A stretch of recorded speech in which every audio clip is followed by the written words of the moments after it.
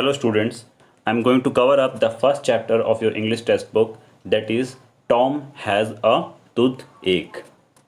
This chapter is inspired from an event in a Mark Twain's famous novel, The Adventure of Tom Sawyer. It's Tom Sawyer, okay. Concerned characters are here Tom, second is Sid, and third is Aunt Polly. The chapter deals with a boy, Tom, he's the main character here, who is trying to avoid school on Monday, making excuses as he finds school tiring and boring. ठीक है, तो एक boy है Tom जिसको अपने school avoid करना है, जैसे कि ऑब्वियसली संडे के बाद छुट्टी होती है, मंडे एक नया क्लास नया स्कूल स्टार्ट होता है, तो he wants to avoid that day, वो अभी उस दिन भी छुट्टी मनाना चाहता है. So what he is doing? He is making excuses so that he should not be sent to the school. Then keep your book with you open as I am going to explain the lesson line by line. Okay? So keep your book with you. Now, as you can see, I am having the screenshot of your textbook. Here, I am having the lesson with me. Now, as I will go to the proceed to the chapter first. Here the chapter starts. This is how this. A young boy experiences Monday's blues and tries to invent a reason to skip school. Okay, तो एक young boy है, he want to experience Monday blues. Monday blues means Monday का जो time है वो उस दिन को एक्सपीरियंस करना चाहता है, and so he wants to skip the school and so he is inventing reasons. वो क्या कर रहा है? रीजंस इन्वेंट कर रहा है, रीजंस को खोज रहा है ताकि वो स्कूल अवॉइड कर सके. Now this starts. Monday morning found Tom Sawyer miserable. बहुत ही ज़्यादा ख़राब लगता था उनको मंडे का मॉर्निंग, सबसे ज़्यादा ख़राब मंडे लगता था. Why? Monday morning always found him so began it because it began another week's slow suffering in school. Because Monday को सबसे ज़्यादा ख़राब क्यों लगता था? बिकॉज मंडे वो डे था जिसमें वो फिर से एक नया हफ्ता शुरू होता था और उनको पता चलता था कि उनकी जो स्कूल में जाके वो सफ़र करना शुरू करेंगे. तो हर मंडे अपने आप में एक ऐसा डे होता था जो पूरे वीक को स्टार्ट करता था जहाँ पे वो स्कूल में जाके सफ़र करने वाले हैं. So he generally began that day with wishing he had no intervening holiday. So वो चाहते थे कि उनको ये जो मंडे है इसमें एक नो इंटरवेनिंग हॉलीडे कहने का मतलब कि जिसमें कोई भी डिस्टर्बेंस ना हो, जिसमें कोई भी ब्रेक ना हो. He wants the holiday after Sunday again on Monday. He do not want to go the school और he do not want any intervening holiday, intervention in his holiday, that is Sunday after Monday. मतलब Monday के बाद उनको Sunday के बाद उनको Monday को भी छुट्टी चाहिए थी बिना किसी इंटरवेंशन के. So it made the going into captivity and fetters again so much more ऑडियस. ऐसा क्यों चाहते थे वो? बिकॉज मंडे जो होता है ना वो हमेशा उनके लिए एक चेन की तरह था. फेटर्स मीन्स होता है चेन की तरह था, और जो कि उनको फिर से एक हफ्ते के लिए बांधने वाला था. So Tom lay thinking. Tom जो है वो बेड पे लेटा हुआ है and he is thinking that presently it occurred to him that he wished he was sick, then he could stay home from school. Here was a vague possibility. He canvassed his system. That is वो अभी देख रहे हैं कि क्या मुझे बुखार है, मुझे तबीयत खराब है, क्या मैं किस मतलब वो अपने आप बहाना ढूंढ रहे हैं कि कैसे मैं स्कूल को अवॉइड करूं. सो ही इज चेकिंग हिमसेल्फ, अपने आप को चेक कर रहे हैं, इन्वेस्टिगेट कर रहे हैं कि मुझे कोई तबीयत तो ख़राब नहीं है, मेरी फीवर तो नहीं है मुझे. So that is what he is doing. No element found and he investigated again. उनको कोई भी बीमारी नहीं दिखाई दी. एलिमेंट मीन्स बीमारी, तो कोई भी बीमारी उनको दिखाई नहीं दी. एंड ही इन्वेस्टिगेटेड, फिर से उन्होंने इन्वेस्टिगेट किया. टॉम सॉयर ने फिर से इन्वेस्टिगेट किया. This time he thought he could detect colicky symptom, and he began to encourage them with considerable hope. Okay तो उनको कुछ सिम्टम्स दिखाई दिए, कुछ छोटे से सिम्टम्स दिखाई दिए, और वो चाहते थे कि उस सिम्टम को इनकरेज किया जाए, बढ़ाया जाए, ताकि उसको मैं एक बहाना बना सकूं स्कूल छोड़ने के लिए. But they soon grew feeble and presently died wholly away. बट वो छोटे से सिम्टम जो भी जिनको दिखाई दे रही थी, वो सिम्टम भी धीरे धीरे खत्म हो गई. ग्रू फीबल मतलब कि वो आकर खत्म हो गई. फीबल मतलब छोटा हो जाना. दैट प्रेजेंटली डाइड, और वो पूरी तरह से खत्म हो गई. डाइड मीन्स या खत्म हो जाना. He reflected further. Suddenly he discovered something. उन्होंने फिर से अपने आप को पूरा चेक किया, और उसके बाद फिर उन्होंने एक चीज़ डिस्कवर किया. क्या डिस्कवर किया?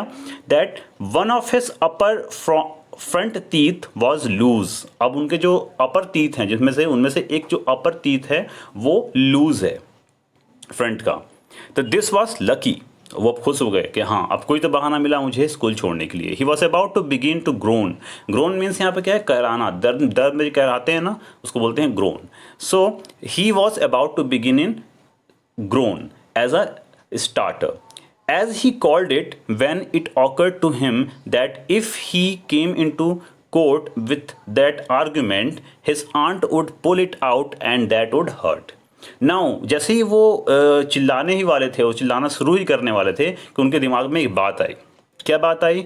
दैट अगर इस बारे में उनके आंट को पता चल गया कि उनका जो ऊपर का जो अपर टीथ है वो हिल रहा है, तो वो क्या करेंगी? उस टीथ को बाहर निकाल देंगे खींच के, जिससे उनको बहुत ज़्यादा दर्द होने वाला है.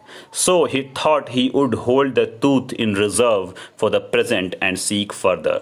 और फिर उन्होंने सोचा कि नहीं नहीं नहीं, टूथ के बारे में तो मैं नहीं बताने वाला किसी को भी. And he reserved his for the present, his pain for the present. अपने आप जो टूथ का जो दर्द है उसको छिपा दिया उन्होंने, बताया ही नहीं किसी को. ठीक है. और फिर से वो दूसरा कुछ बहाना ढूंढने के लिए आगे बढ़े. Seek further. Nothing forward for some little time, and then he remembered hearing the doctor tell about a certain things that led up a patient for 2 or 3 weeks and threatened to make him lose a finger. उसी समय उनके बाद में दिमाग में एक बात आई कि उन्होंने कभी डॉक्टर से को कहते हुए सुना था. ठीक है, उनको याद आई है कि डॉक्टर को कहते हुए सुना था कि एक ऐसा सिम्टम है जो पेशेंट को अगर होता है और वो 2 से 3 वीक्स के अंदर के लिए रह जाता है, तो उसके फिंगर को काटना पड़ सकता है. डॉक्टर ने ऐसा कहा था. So the boy ईगरली Drew his सोर टो. सोर मीन्स एक छोटी सी फुंसी होना, या फिर छोटी से कोई बल्ज जैसा हो जाता है ना स्किन के ऊपर रेड कलर का, उसी तरह से उनके टो पे एक हुआ है, सोर टो है. From under the seat and held it up for inspection. और उन्होंने अपना अंगूठे को उठाया, नीचे पैर के अंगूठे को, और उनको पकड़कर को चेक करने लगे. But now he did not know the necessary symptoms. However, it seemed well worthwhile to chance it. So he fell into groaning with considerable spirit. Now, अब उनको कुछ खास सिम्टम तो पता नहीं था. डॉक्टर को उन्होंने सुना था, लेकिन उनको सिम्टम पता नहीं था कि क्या क्या सिम्टम होने चाहिए उस बहाना को सही प्रूफ करने के लिए. लेकिन उनको ऐसा लगा, however, it seemed well worthwhile. उनको ऐसा लगा कि ये सही रहेगा, worthwhile है, it's worthwhile, that चांस तो लिया जा सकता है इस अंगूठे के साथ में. So he fell to groaning. groaning मतलब कराने लगे, कस कस के आवाज़ निकाल कर अपने मुंह से. with a considerable spirit मतलब अपने अंदर से बहुत ही ज़्यादा पूरी तरह से, मतलब he did it with all his considerable concentration that someone should notice his groaning. Okay. But Sid slept on unconscious. Sid जो है उनके बगल में ही सो रहा है, बट उनको सिड को कोई फर्क नहीं पड़ा उनके ग्रोन, उनके चिल्लाने से, उनके दर्द में कराने से. Tom groaned louder and fancied that he began to feel pain in the toe. और वो अब एक्टिंग करने लगा कि उसके अंगूठे में बहुत ज़्यादा दर्द हो रहा है, और वो बहुत ही तेज से चिल्लाने लग गया. No result from Sid. Sid से कोई रिजल्ट अभी भी नहीं आया. Tom was painting with his exertion by this time, and he took a rest and then swelled himself up and fetched a succession of admirable groans. Sid snored on. ठीक है, अब Tom को बहुत ज़्यादा इस तरह से गुस्सा आ रहा था उसको. He was Thomas panting with his exertion by this time. अब उसको समझ में नहीं आ रहा था कि मैं क्या करूं कि सिड जो उसके बगल में सो रहा है वो उसका नोटिस करे. He took a rest and then swelled himself up. मतलब वो खुद उठ गया. अब अभी तक वो लेटा हुआ था, अब वो उठ गया. And fetched a succession of admirable groan. और फिर से उसने कसकर चिल्लाया, है ना. And Sid snored on. Sid अभी भी सो ही रहा है, वो खराटे ले रहे हैं. Tom was aggravated. He said Sid Sid and shook him. अब टॉम जो है पूरी तरह से गुस्सा हो चुका है. ही इज सो एग्रेवेटेड, मतलब he is so angry. And he said Sid Sid. अब उसको हिलाने लग गया. वो उसने सिड को अपने हाथों से हिला दिया. अब समझ में आ गया उसको कि सिड सुनने वाला नहीं है. तो this course worked well and Tom began to groan again. Sid yawned, stretched, and then brought himself up on his elbow with a snort and began to stare at Tom. Tom went on groaning. Then जब उसको हिला दिया सिड को उसने कस के, तब this course worked well. मतलब अब टॉम क्या किया, ये जो हिलाना हुआ ये उसका काम आया. और टॉम अपना चिल्लाना जारी रखा, अपना कराना जारी रखा. Sid yawned, stretched and then, जैसे हम सो के उठते हैं तो अपने लोग जमाई लेते हैं, we yawn and then we stretch our body. In the same way Sid did. He yawned, he stretched his body, and that brought himself up.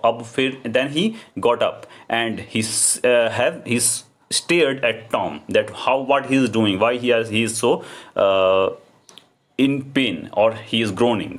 Okay. So Sid said, Tom. There is no response from Tom.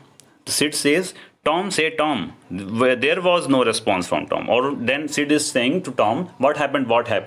But there was no reply from Tom. Here, Tom, what is the matter, Tom? And he shook him and looked in his face anxiously. और वो अब Tom को बार बार बुला रहा है, पूछ रहा है उससे क्या हुआ, बताओ क्या प्रॉब्लम है ना. एंड टॉम के फेस को एंसियसली एक सरप्राइज के साथ देख रहा है, surprisingly. Tom moaned out, oh don't Sid, don't joggle me. अब मुझे मतलब मेरे पास मत आओ, मुझे हिलाओ मत, मुझे दर्द हो रहा है. Why, what's the matter Tom? I must call auntie. No, never mind. It will be very soon, maybe. Don't call anybody. But I must. Don't groan so, Tom. It's awful. How long you been this way? Then वो बोलता है, Sid is saying कि तुमको कब से इतना दर्द हो रहा है, मुझे आंटी को बुलाना पड़ेगा. But Tom is saying no. Do not call auntie. Then hours, ouch.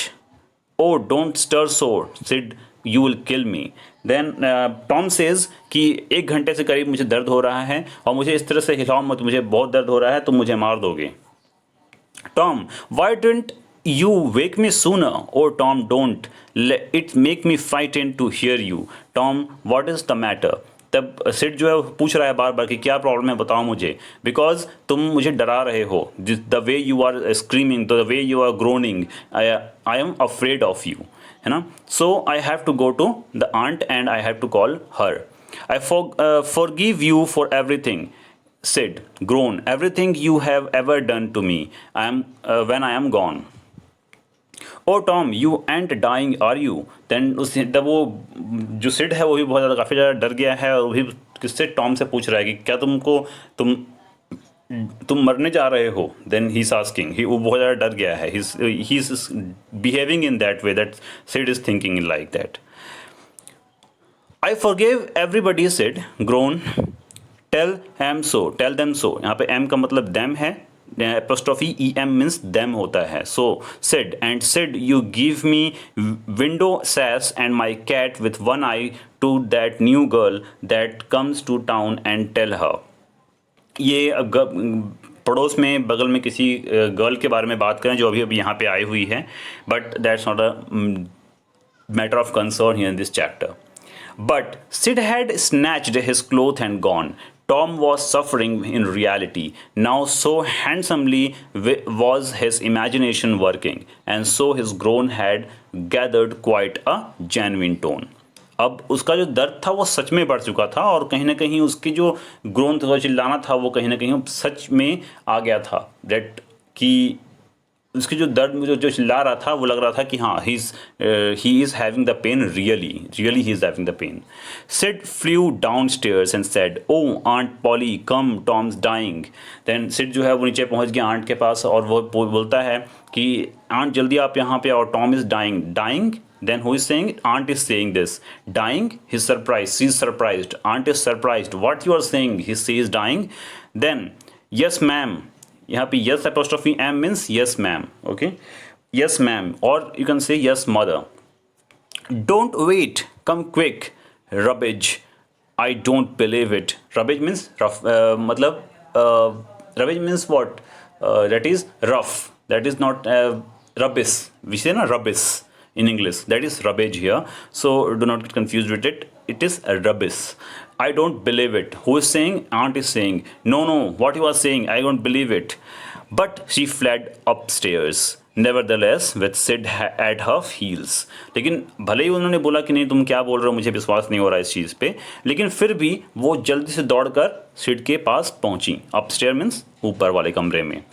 And her face grew white too, and her lips trembled. When she reached the bedside, she gasped. जब वो बेड के पास पहुंची तो उन्होंने बहुत तेजी से सांस लिया. gasped. You Tom, what's the matter with you? Then aunt is saying, aunt वहाँ जाकर पहुँच कर बोलती हैं, क्या हुआ तुमको Tom, what's the matter with you? क्या हो गया तुमको? Oh auntie, I am. Then he's trying to say something but he stopped. Oh auntie, I am. That is, what's the matter with you? What is the matter with you, child? Then aunt is saying, what is the matter with you? What is the matter with you, child? Then she is asking, क्या हो गया तुमको? बताओ फिर से, क्या हो गया? Then, oh auntie, my sore toes is mortified. Mortified means it's like terrible. It's going to be senseless. I think you should say it is going to be senseless, mortified. It's mortified. My aunt, my sore toe is mortified. It's terrible. The old lady sank down into a chair and laughed a little, then cried a little, and then did both together. This restored her, and she said, Tom, what a turn you did give me. Now you shut up that nonsense and climb out of this. Then what she says, old lady जो अब वो जब वो देखती हैं उसके to को, then what happens, वो चेयर पे बैठ जाती हैं और हंसने लग जाती हैं और फिर वो रोने लग जाती हैं और फिर वो दोनों एक साथ करती हैं. और फिर उसके बाद जब वो शांत हो जाती हैं, जब वो रिलैक्स हो जाती हैं, तब वो बोलती हैं कि Tom, what a turn did you give to me. तुमने क्या सरप्राइज कर दिया मुझे, तुमने मुझे कितना परेशान कर दिया. Now you set up that nonsense. अपने उस बेवकूफ़ी को बंद करो, जो तुम बेवकूफ़ी कर रहे हो उसको बंद करो. And climb out of this. और बेड से बाहर निकलो. मतलब आंट को समझ में आ गया है कि वो नौटंकी कर रहे हैं. वो बस और सिर्फ एक्सक्यूज़ ले कर रहे हैं स्कूल छोड़ने के लिए. The groans ceased, the pain vanished from the toe. अब क्या हुआ, अब टॉम को भी समझ में आ चुका है कि आंट को सब कुछ समझ में आ गया है. सो अब यहाँ पे नाटक करने का कोई मतलब नहीं है. तो टॉम का जो ग्रोन है, जो चिल्लाना था, वो भी ख़त्म हो गया और उसका दर्द भी ख़त्म हो गया. The boy felt a little foolish and he said, Aunt Polly, it seemed mortified and it hurt, so I never minded my tooth at all. Then he says कि आंट मैं आपको फुलिश नहीं बना रहा हूँ. बॉय दैट उसको ऐसा लगा कि मैं बेवकूफ़ बन चुका हूँ. उनको अपने आप को फुलिश फील कर रहे हैं वो. And then he said aunt Polly को कवर अप करने के लिए बोल रहे हैं कि आंट पॉली ऐसा नहीं है. इट सीम मोटिफाइड, मेरा जो टू है वो सही में बहुत ज़्यादा टेरिबल है. It is hurting and I never minded my tooth at all. और वो भी बोल रहे हैं कि इतना ज़्यादा मुझे दर्द कर रहा है मेरा टो कि मैंने अपने टूथ के बारे में भी नहीं सोचा. बस बोल दिया उन्होंने टूथ के बारे में जो छुपा रहे थे पहले से. That he said that even my tooth is so aching, my toe is so aching, my toe is so aching that I have never even not minded the tooth at all. मैंने tooth को भी mind नहीं किया, tooth के pain को. Then aunt says, your tooth indeed, what's the matter with your tooth. One of them is loose and it aches perfectly awful. तब उनको बोलना पड़ा कि अब मेरा जो टूथ है वो हिल रहा है और वो उसमें से एक पेन हो रहा है. There now. Don't begin the groaning again. Open your mouth. Well, your tooth is loose, but you are not going to die with that. Then aunt बोलती हैं कि ठीक है, तुम अपना अभी फिर से ग्रोन मतलब फिर से चिल्लाना बंद करो, चिल्लाना मत शुरू कर देना. ओपन योर माउथ, अपना मुंह दिखाओ. Well your tooth is loose. देन वो देखती हैं और टूथ सही में लूज है. And then he she says but you are not going to die with that. मतलब अब तुम इससे मरने नहीं जा रहे हो. कोई do not act like that कि इतना कोई बड़ा चीज़ नहीं है ये. Saying that, Auntie was about to get a silk thread and a chunk of fire out of kitchen when Tom cried out. Tom को समझ में आ गया कि उनकी आंटी जो हैं वो उनका जो टूथ है वो अब निकालने वाली हैं. तो अब वो चिल्लाने लगा, नहीं नहीं नहीं ऐसा मत करो. बट आंट गई और एक सिल्क थ्रेड लेकर आई और एक चंक ऑफ फायर मतलब कि एक आग का टुकड़ा वो लेकर आती हैं. कहाँ से? किचन से. Oh please auntie don't pull it out, it doesn't hurt any more. I wish I may never stir if it does. Please don't auntie, I don't want to stay home from school. अब वो बोलते हैं, अब उनको डर है कि कहीं ना कहीं ये डर है कि आंटी कहीं कि उनके टूथ को खींचकर बाहर ना निकाल दें. तो इसलिए वो बोलते हैं कि नहीं नहीं आंटी वो दर्द नहीं कर रहा, अब मुझे कोई प्रॉब्लम नहीं है, आप प्लीज़ उसे बाहर मत निकालो, मैं इवन स्कूल भी जाने के लिए तैयार हूँ. Now he wants to go to school. Now oh you don't you. So all this row was because you thought you'd get to stay home from school and go fishing. Then what is aunty को समझ में आ गया, अच्छा तो तुम ये सब बहाना जो है वो इसलिए बना रहे थे तुमको स्कूल ना जाने मिले और तुम उसके बाद फिशिंग पे जा सको. Tom, I love you so, and you seem to try every way you can to break my old heart with your outrageousness. Outrageousness मतलब क्या होता है? शैतानी. जो बच्चे शैतानी करते हैं ना, दैट इज़ आउटरेजियसनेस, है ना. तो वो बोलती हैं टॉम मैं तुमको बहुत ज़्यादा पसंद करती हूँ सिर्फ इसीलिए, बट तुम कभी भी कोई भी मौका नहीं छोड़ते हो मेरे को परेशान करने के लिए. ठीक है, ये है यहाँ पे कहने का मतलब. Now that tooth will come out on its own. ठीक है, मैं तुम्हारा टूथ नहीं निकाल रही हूँ, वो खुद ही बाहर आ जाएगा समय आने पे. Go to sleep now and we will decide what to do when you wake up. चलो आप सो जाओ, जब तुम उठोगे तब डिसाइड करेंगे तुम्हें स्कूल भेजना है या नहीं भेजना है. तो this is how the chapter ends and you can see how the Tom's character is. He is so mischievous, he is so intelligent too, but somewhere he's a child and he's bound with his intelligence being a child. And so how he tried to escape the school, but he has not made it, we should say. This is how the chapter ends, and I hope you will understand. And if you have any problem, you can directly message me on WhatsApp and I will help you. Okay.